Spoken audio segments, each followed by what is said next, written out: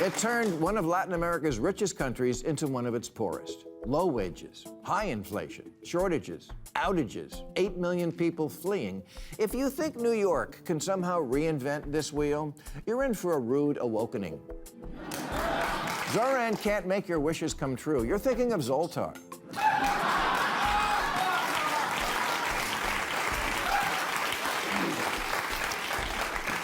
Democratic socialism is like a dating profile. Things look great until you meet up in the real world. For example, Bernie Sanders, his big thing was always bringing single-payer health care to our country of 340 million. But when liberal, tie-dyed Vermont tried to do it for a population of 626,000, it collapsed like that poor in the Oval Office last week. If you've ever wondered how a country can go from one of the richest in its region to one of the poorest in a single generation, all you have to do is take a little trip, well, maybe not literally, to Venezuela. Low wages, sky-high inflation, rolling blackouts, empty shelves, and 8 million people fleeing for their lives. And here's the wild part. People still think New York can copy the same playbook and magically get a different ending. Spoiler alert. If you think democratic socialism is going to grant your biggest political wishes, you're confusing Zoran with a genie. And even then, you're still thinking of the wrong character Czar grants wishes. Zoran, not so much. Before we get any deeper, smash that like button and hit subscribe so you never miss content that actually calls this stuff what it is. Democratic socialism is basically the dating profile of political ideologies. Oh, it looks amazing at first glance. Smart, compassionate, loves free healthcare and long walks on the beach. But then you meet it in the real world and suddenly you're like, wait, why do you live in your car? And why is your plan for dinner just sharing a bag of raisins? It's always a letdown once the fantasy meets the facts. And speaking of letting fantasy collide with reality, Bill Maher just lit up the entire democratic socialist movement with one of the sharpest segments he's done in a long time. This wasn't just a political commentary, it was a roast, an autopsy, and a comedy special all rolled into one. And he wasn't vague about who he was talking about either. Enter Zoran Mamdani, the new progressive darling, and as Maher put it, the future of the Republican Party, because his ideas are going to hand them victory on a silver platter. If you missed Mamdani's victory speech after winning last week's New York mayoral election, don't worry, you'll be seeing it everywhere soon. Every ad, every debate, every "here's why the left is out of touch" montage. The guy seems like a nice enough person, and props to him. Winning a race like that is no small thing, but the real issue isn't him. It's that the left is sprinting, not walking, toward ideas that voters have repeatedly said they don't want. Well, Democrats must recognize that Zoran Mamdani is the future of the party. Unfortunately, it's the Republican Party. Get it? And if you missed his victory speech in last week's mayoral election in New York, don't worry, you'll see it in every attack ad for the next 2 years. Now, Mamdani seems like a nice guy, and I congratulate him on an extraordinary political achievement, but before the whole left side of the country catches socialism fever...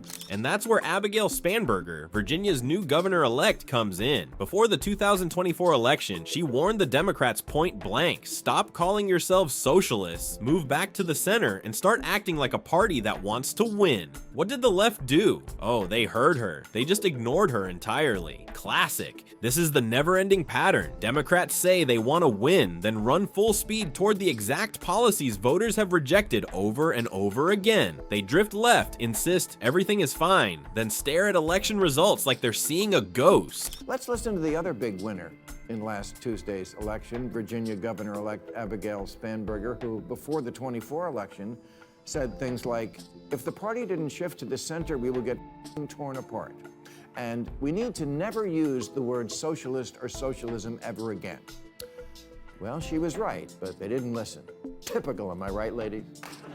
And poll after poll has made it almost embarrassingly obvious. Over half the country doesn't want socialism. They don't want sky-high taxes. They don't want government-run grocery stores. They don't want a committee of bureaucrats telling them which doctor they can see. But every time voters send that message, the DNC acts like the headphones are on, the playlist is up, and reality is being drowned out by the soothing sound of their own echo chamber. This shouldn't even be a debate. In 2024, the Democrats who won in Trump districts weren't the progressives. They weren't the socialists. They were moderates, 13 of them. Every political think tank, left-leaning, right-leaning, doesn't matter, ran autopsies on the 2024 results and came to the exact same conclusion: move to the center or lose. Even the New York Times, champion of woke politics for a decade, finally had to admit the obvious. Social issues? The party went too far. Voters aren't on board. In 2024, 13 Democrats won in districts Trump also won,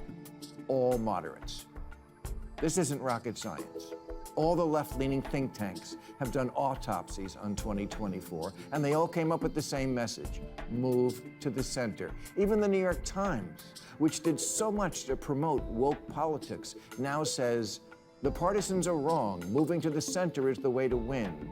And Democrats should recognize the party moved too far left on social issues after Obama left office. Yet here we are, the left wing of the party saying don't ever say the word socialism, while the other half is proudly declaring, I am a democratic socialist. Like they're auditioning for a reboot of Les Miserables. That's not a party. That's two people trying to drive one car with two different steering wheels. At least the party has a clear choice here, very clear.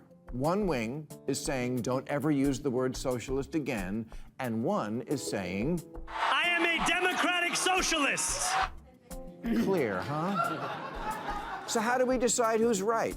Well, it turns out we don't really have to flip a coin. We have the evidence. But here's where things get interesting, because Maher wasn't just focused on the political strategy. He took a wrecking ball straight to the heart of why socialism keeps failing. Not in theory, not in fantasy, but in the real world. Look at Gen Z. They swear socialism is fresh, new, sexy, misunderstood. Capitalism is the dusty old system sitting alone at the lunch table. And honestly, can you blame them? If you're pushing 30 and still sharing a bathroom with 4 roommates who don't understand the concept of cleaning hair out of a drain, capitalism does feel like it's failing you. Nobody wants to be writing their name on leftover chicken like they're living in a dorm when they're one car repair away from bankruptcy. Problem is, Gen Z thinks socialism's wired and capitalism's tired and billionaires are what's for dinner.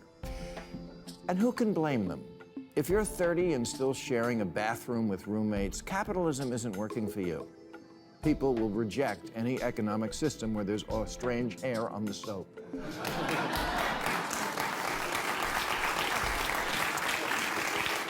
No one wants to be approaching middle age and still writing their name on food before they put it in the fridge. So they're quiet quitting capitalism and texting socialism that they're down to. Thing is, socialism will because socialism, to put it simply, just doesn't work and has never worked, like Kevin Federline. So what do? They swipe right on socialism, thinking it's about to whisk them away into a world of free stuff, rent relief, and universal vibes. But here's the thing, socialism is great at promises and terrible at follow-through. It's the guy who tells you he's starting a business soon and just needs someone, preferably you, to help fund it, and it never works long-term because socialism collapses under the weight of basic human behavior. People need incentives. People cut corners. People exploit systems. Socialism practically rolls out a red carpet for corruption, laziness, and stagnation. It's not pessimism, it's history. Take Korea. From space, capitalist South Korea is lit up like Times Square on New Year's Eve. North Korea? It looks like someone forgot to pay the electric bill for an entire country. Or Venezuela, once richer than Poland. Then Poland embraced capitalism and exploded economically, while Venezuela embraced socialism and exploded everything else. But young voters aren't interested in history. If it happened before they were born, they treat it like a rumor. Their mindset is simple. Those people didn't try it the right way, we will. It's the same kind of optimism that leads someone to think they can fix a toxic partner because they've just never been loved correctly. It's adorable, and it's wrong.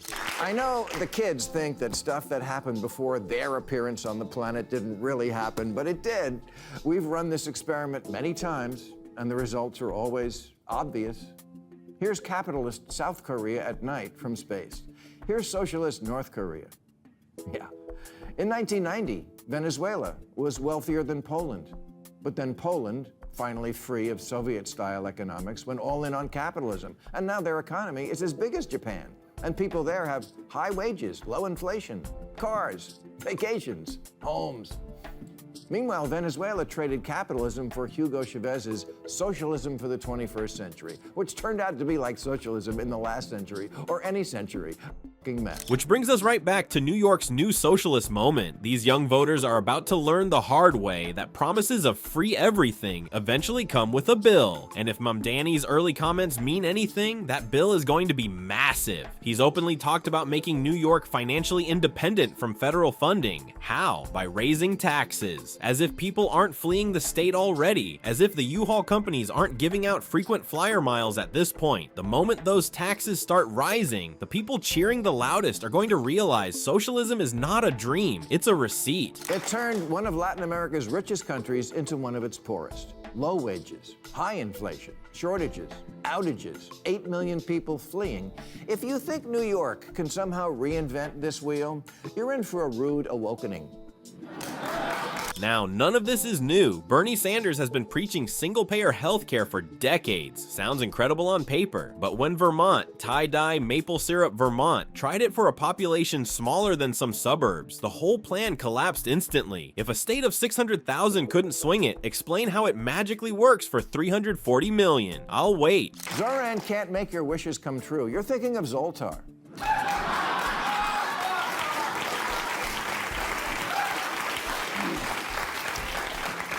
Democratic socialism is like a dating profile. Things look great until you meet up in the real world. For example, Bernie Sanders, his big thing was always bringing single-payer health care to our country of 340 million. But when liberal, tie-dyed Vermont tried to do it for a population of 626,000, it collapsed like that poor in the Oval Office last week. Or look at the cultural side. Kamala Harris pushing policies that allow biological men into women's sports. Bernie wanting a government takeover of healthcare AOC fighting for massive economic overhauls. Mamdani pushing free grocery stores and free buses. These aren't democratic ideas. These are democratic socialist ideas. And there's a massive difference. Americans don't hate all government programs. We already have plenty. Social Security, Medicare, Medicaid, unemployment insurance, Pell Grants, food stamps, corporate bailouts, mortgage agencies, Pentagon programs. That's already a thick layer of socialism baked into capitalism. But democratic socialists don't want to soften capitalism, they want to replace it. And every time a society has tried that, the results are catastrophic. Bernie, AOC, Mamdani are not Democrats. They'll be the first to tell you that. They're democratic socialists, and that's a very different thing, and I don't think people know that yet. I don't think people realize we already have a lot of socialism.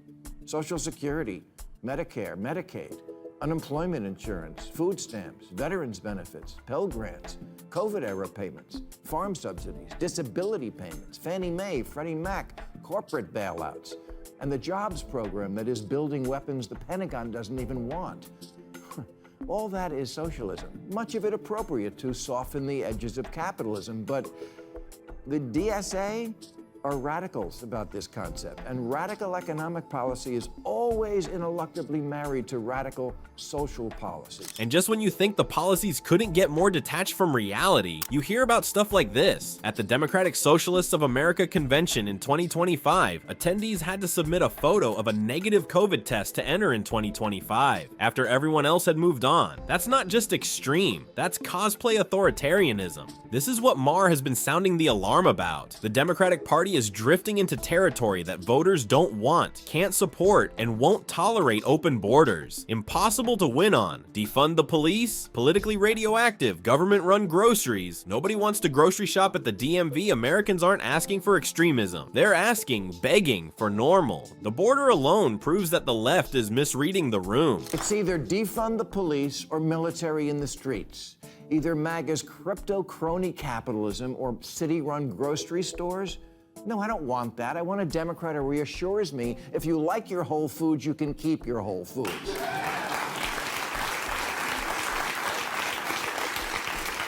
Governor-elect Spanberger once said about Biden's presidency that, quote, nobody elected him to be FDR. They elected him to be normal. Normal! You know, at this year's DSA convention, or as it's commonly known, Comic-Con, get this, you had to submit a photo of a negative COVID test to get in. in 2025.